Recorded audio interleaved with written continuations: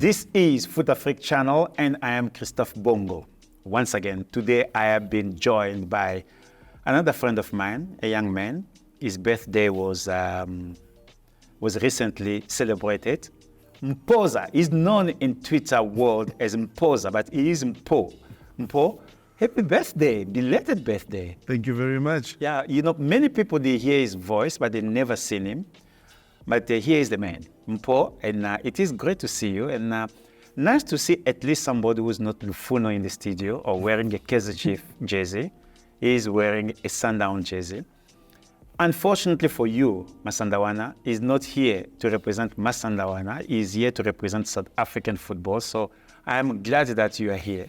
And last night, I listened to him until midnight. And guys, do you sleep? When you're on a Twitter space, do you sleep?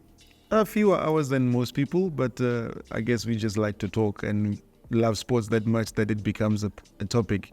You can start at 12 in the afternoon where you're not talking and you're just listening to people while you're doing other things, but then there comes a time when you've got time to... Yeah, but most of them you are a co-host or you're a host, so which means you are the one calling for those spaces. Something like that. I learned a lot from those spaces about South African football and the passion of the game itself, which often I just put it there, put it in my ear. I don't talk.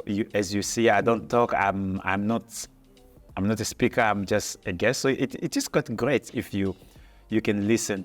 Today we're talking about PSL, and I'm looking in here. I was telling you earlier on. So there are a few teams that have not yet reached double figure. It is TS Galaxy 9 points after 7 games, Royal Air 8 points after 8 games, Orlando Pirates 7 points after 5 games. We don't know why they're the only team that got 5 games.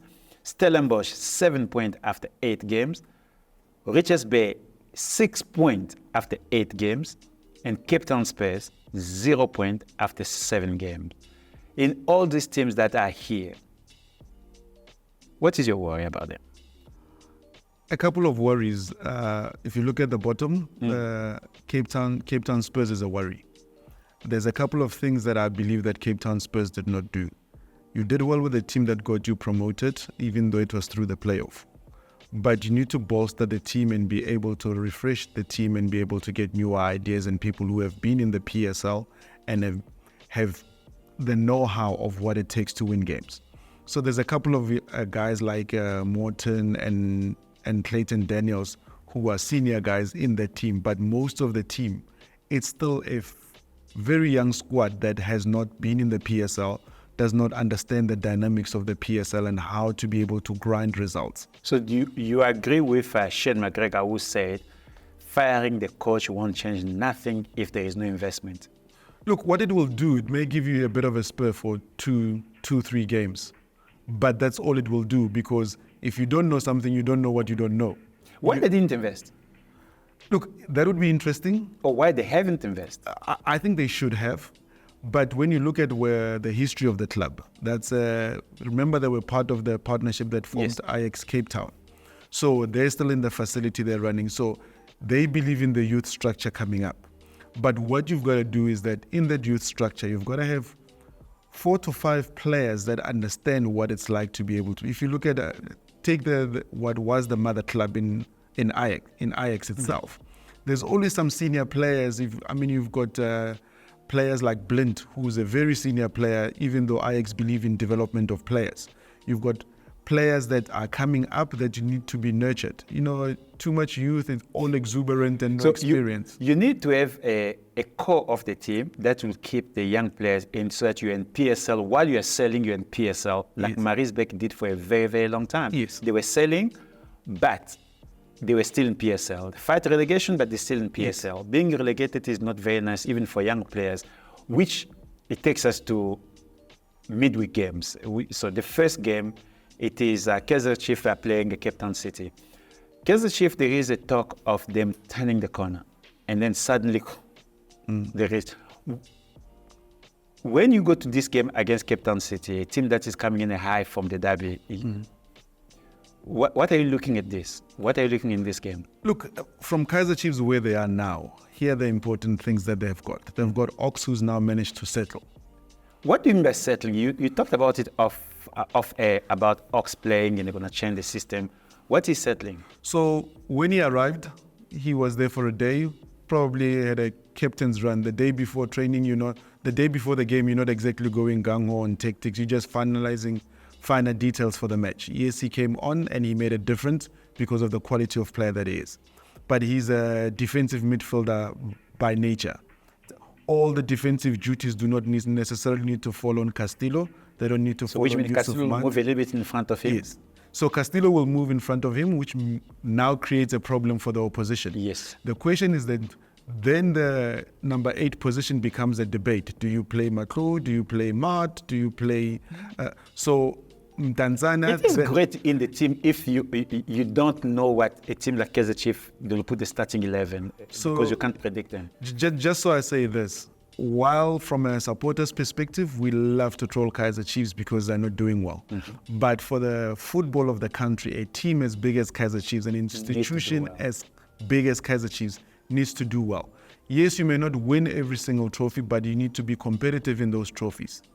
In this game, where are you going with if you're a betting person? I'm a betting person. I'm going to place my bet on Kaizer Chiefs for the following reason. Because of Ox being there, he's going to give them stability. Their biggest problem has been the defensive structures. Who's protecting the defense and being able to go forward? You and I were in football for a long time. A football match is not about one player. While that is not, it allows you the ability, if they are skilled in the position that they are, it allows other people to shine. Okay. It allows other people to be great. And Cape Town Spurs, while you may have a new coach, you may be excited, you still have the same players, nothing has changed. You haven't made the investment, so you're going to be stuck in that position. So the first game of the of what we can say of this week, which is playing today, we are going with Mpo is going with Kaizer Chiefs. That is great analysis by the way. The other game is, you talk about institution. Is Morocco Swallows a big institution? Traditionally it is. Because why you have to add traditionally? The question was very simple. Is Morocco Swallows a big institution? It's a big brand. Okay. And that has gone through a lot. And with that, cultures have changed. Yeah. Supporters have changed. Yeah. And no, I'm still a Swallows supporter. So ideally, while you are still a Swallows supporter, there's more grey supporters than any young ones that are coming. So you need to start having newer supporters that are coming into the club. We need to have young people to come in. And with the brand of football that they're playing and looking at the partnerships that they've made, you've got sponsors that are very young and unique that are waking up the brand and making sure, with a coach as charismatic as Steve Kompela. Is Steve Kompela doing a good job for you? I mean, listen, you deal with administration of football. Which scorecard will you give Steve Kompela at the moment? So, and for me... Don't look at the results, just everything. And just from what he's done, you got to remember where Steve is coming from.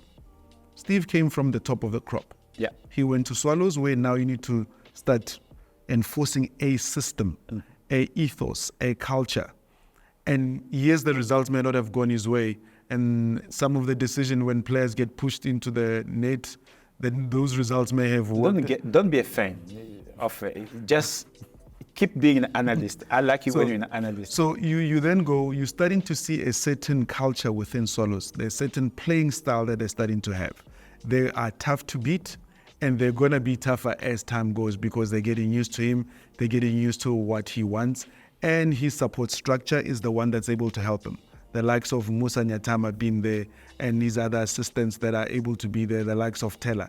Those are people that have been around the club and understand what the club is doing, and that's what you want. So the process is working. Against Chippa, what are you saying in this game? Well, with Chippa, with where they are, remember Chippa also had a coaching change. Well, they now have a technical director who acts as an assistant.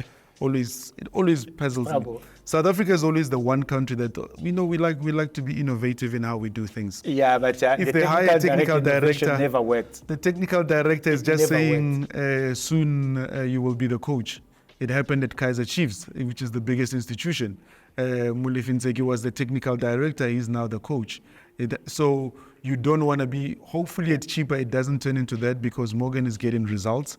There seems to be synergy among the two gentlemen and they're winning at games because the problem comes when results are not coming your way, panic sets in at management. Where will you put your money in? A draw. A draw in this game? Yes. Oh, okay. I wanted to talk about Stellenbosch and TX Galaxy. But let me jump to something which is bigger, according to me. It is Cape Town Spurs, SuperSport United. SuperSport United, they got an amazing wake-up call last week. And do you think they're going to regroup and come back and keep punishing Cape Town Spurs with a new coach? Look, is it Cape Town Spurs or City? Yeah, Cape Town Spurs are playing SuperSport. Look, Cape Town Spurs are always going to be against it. Transfer window's closed, so hope is not coming. But bring youngsters who are in your books. You don't have, they're free agents. There are a lot of free agents around. Go and get a free agent. There's certain things, and I'll use the best in the country at the moment.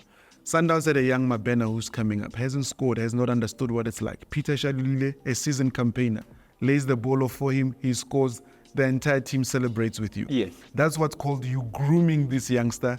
They don't have to carry the responsibility of turning the team around. Because you are with already people who their attention is to, and you are just a question of growing. Yes. But and when at Cape Town Spurs, you now need to do that. And the other thing that is the problem then, and for me, is you've got new coaches. Yes, and they're scared as well. The assistant coach, yes, may have been co-coaching at Richards Bay, and he's been with the likes of Benny, and he's been at Amazulu, and he's been at Cape. But have they been the guys at the helm that understand certain games you're going to grind results? Because now you need to move from that 0-point deficit. I want to ask you a question because you worked with a lot of clubs. At this moment, what is happening? Do you think players are losing confidence in playing that they're going to get a result, especially when they go 1-0 down, they start feeling like, okay, this is again go. Or at this time, it is the coaching that drives the club. What I'm trying to get is when you find yourself in this situation as Cape Town Spurs, from you being in administration, in marketing, and running clubs, what needs to happen? Is the players or coaching? So I think they've got, because the coaching has changed, so now you've got to get used to a different coach. Because they were used to Coach Sean Bartlett knowing what to do, how to do things. So there was familiarity that was there. And they knew if we went 1-0 down, heads would start dropping. But what will always happen in football is that when there's a new coaching team, everybody wants to impress, because even those who were this is fringe cricket. players. They're thinking of cricket. And cricket, when there is a new player, so the fields change. So what would happen is that even the fringe players now believe that they can start. They want to show the coach what they can do. So that creates that competition again, because the coach has now got to look at with a fresh eye and be able to say those and those and those can. So it is at this moment you put all your eggs in one basket, which is the coach to lead. Yes, the team, because the team is new. Now, the one thing about the transfer window having closed, I'm still not a fan of the transfer window closing so late. You want to be able to close it early so people can start working. Okay. So those are some of the. So SuperSports, Cape Town Spurs, you're still going for SuperSport. They're going to get back on track and get the 3 points. Governant is too much of a wily coach to be able to lose a couple of games in a row. And against Cape Town Spurs, I believe that SuperSport will bounce back. Mamelodi Sundowns 24 points on the top, and we have them not playing this weekend or this week, midweek, giving a chance to other teams. Why are they not playing? No, we'll talk about it later. And the Orlando Pirates as well, they won't be playing. They've got 7 points. When you look at here, Orlando Pirates already 7 points behind. This is a lot. Look, Orlando Pirates had and this is what Sundowns has done. Because are they firing their coach? I think it's too soon. What has happened is because the coach has won 2 trophies last season, he's bought himself some IP of staying. Which you mean after MTN 8, they will fire their coach if he does not win? No, when he does not win. Let's use the right words. No. Okay, cool. You're becoming a fan. So with what you've got at Orlando Pirates at the moment is that there's trust in the coach because he's won. But there's a couple of things that happen ever since the international break. The team has changed a lot. So that winning feeling that there's a swagger that you've got when you're winning. Winning becomes a habit. Players are confident. That team is lacking confidence. Yeah. So now, after the final of MTN 8, if they were to lose the final of the MTN 8, then the serious conversation would start happening among the Pirates. Well, before we close, I would just want us to go back to this game because it is a big game. Kaizer Chiefs versus Cape Town City FC, we talked about it. So I want you to tell me, what are the two things that we have to look at this game? Two things that you have to look out for: the formations and the system that Chiefs will have, because now they've got a DM who's going to be able to protect, and he's a workhorse. Okay. And the name Ox did not come by mistake. Okay. That man from KZN can work, can run box to box. He's a commander by nature. I mean, his first game that he arrived was already telling guys where to be. So that's going to be interesting to watch. Oh, that's a question. Do you think he will be the captain? Captain? No, not yet. Maybe 2 seasons from now. 2 seasons from now, I can see that happening because there's a lot of experienced players that are going out. Itumeleng Khune is on a year's contract. Keegan Dolly, you need to start looking at as one of the captains. Where is he going? Peterson as a keeper. A keeper is not always your best captain because he's not able to be on the field to be able to give instruction and be able to lead the team. Well, that was important, and then we finish with the preview of what's happening during this midweek. And you go and watch the game. I'll stay with Mpo. You have to watch the next episode because we'll be talking about the MTN 8. This time around, Orlando Pirates will be the champion, according to somebody, not me. Until then, au revoir.